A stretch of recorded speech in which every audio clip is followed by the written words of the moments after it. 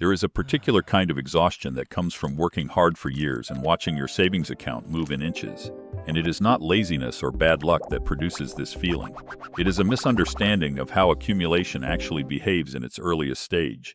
Because the first $100,000 is almost entirely a function of raw contribution rather than growth, since compounding needs a meaningful base before its curve becomes visible, which means that in the beginning you are essentially just watching a pile of your own labor sit there looking unimpressive while your brain, wired to expect linear and immediate feedback, interprets this slow, visible stretch as evidence that the system is not working for you when in fact it is simply early.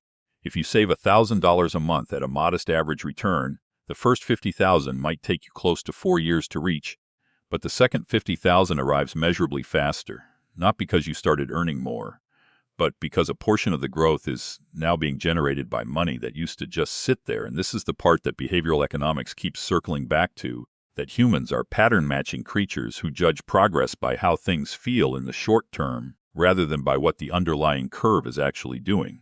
So the psychological weight of the first 100,000 is disproportionate to its mathematical difficulty. It is simply the toll you pay for the compounding curve to bend. Zooming out, this is why financial systems, media, and even casual conversation tend to glamorize large late-stage numbers while staying silent on this unglamorous early phase, because there is no dramatic story in someone quietly redirecting the same percentage of their income for years without visible reward.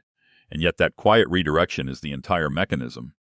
The identity shift that tends to happen around this threshold is less about the money itself and more about trusting a process whose payoff is structurally delayed. And once a person internalizes that the first stretch is supposed to feel slow, the discouragement that used to derail people gets replaced by a kind of patient neutrality, an understanding that the math was never broken. It was simply waiting for enough time and enough base to start doing part of the work on its own.